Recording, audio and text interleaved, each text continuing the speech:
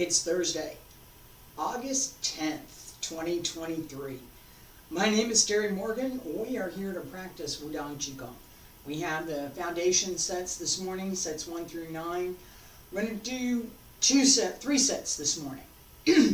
And we're going to pay attention to, again, this idea of the center line and moving from the center. I got another light I'm going to turn on over here. Hang on a second.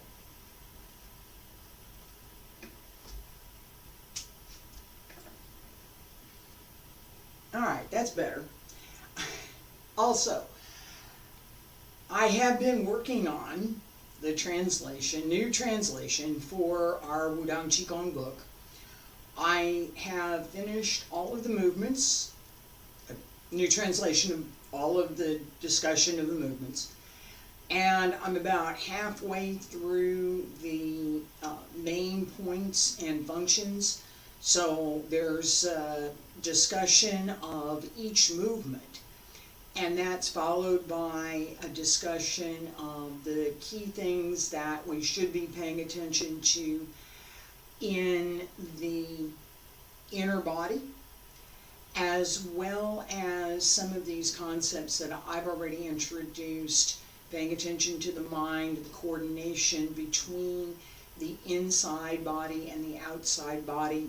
The outside body coordination needs to be there as well. So that's coming very quickly, actually. My goal is I wanted to have it done by now. My brain got tired. And I'm going to talk about that for a second too. The current schedule that I have, fingers crossed, is that this weekend, today, tomorrow, and Saturday, Sunday, I will put some time towards the remainder of the main points and functions. I'm going to take a look at what happens when I start that. It's kind of slow, and that's the other thing that I'm going to talk about right now in translating. There are some things that are difficult to translate, difficult to bring into English. There are other things that are just straightforward. Okay, so shift the weight to the right side. Yeah, that's straightforward. It's not a problem. To, to, to. What is that in English? To. Yeah. Raise the palm with force, right? From underneath, right? So it's not from outside, it's from underneath, right? That the idea that there's something coming from underneath and raising up. And the palm. It's part of that's all part of the word. To. And push.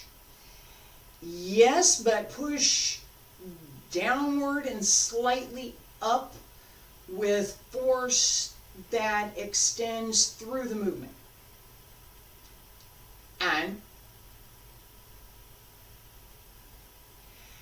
that language question. I'm going to put this down and get started. That language question is one that I have wrestled with. It's one, and I thought I fixed that error. Sorry, there's...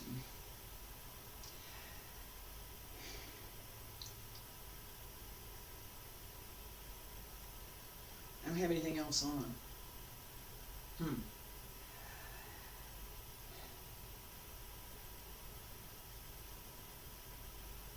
Oh, it's gone now.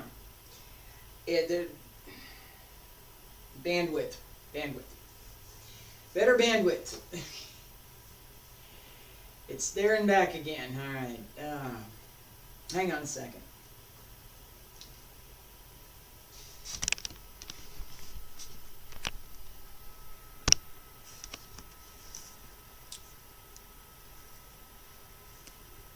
Hang on. I'm right back.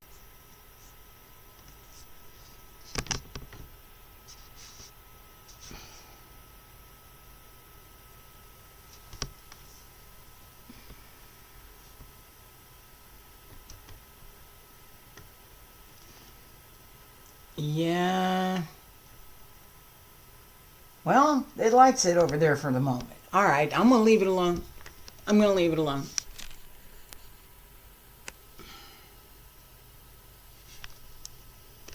Come on. There we go. Need to bring the camera down off the ceiling a little bit. Yeah, that's all right. All right, it's... This one says it's okay. I'm going to leave it alone. All right, where I was going with all of this. All right, so first of all, the second edition with a new translation of our Wudang Qigong book is going to be published this month. It's almost done. I'm working on the translation.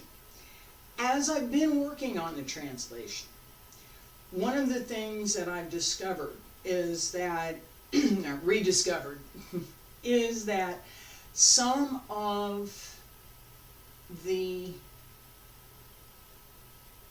fundamental understanding that we have with Qigong practice comes from the language that we use to talk about it. That language in this case happens to be Chinese. In ballet, the language is French. It is. It's the language. Plie means something in French. It means something in a ballet class. Demi-plie and grand plie. I'm not going all the way down to that. All right, but that sense that this terminology belongs to... I may have to try going the other way with that string, because it's still showing me an error over here. All right, the point is that we have language that we use in Qigong practice. We have language that is clear and precise in the original. It doesn't always translate well.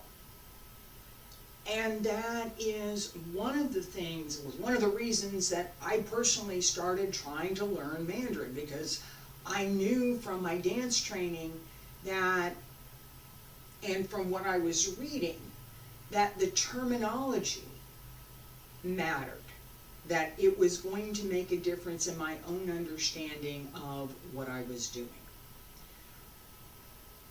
So, with that in mind, I'm going to stop in a minute and see if I can fix this.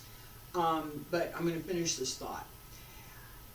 With that in mind, I'm going to take a look at a few of the concepts that should be better understood in order to practice Wudang Qigong.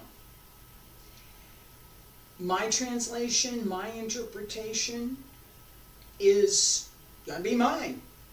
And I'm going to use all of the tools that I have at my disposal, including my own understanding of what I'm doing in that process. There are I'm going to say it this way. There are those folks who would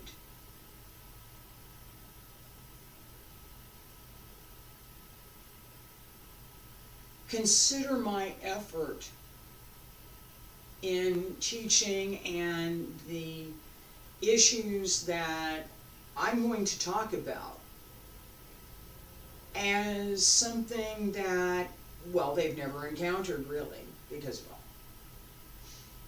well, right? I know better than you, so, right? That is something that I have encountered repeatedly, and so I'm conscious of it. I'm paying attention to it. All right, let me see what I can do with this string one more time.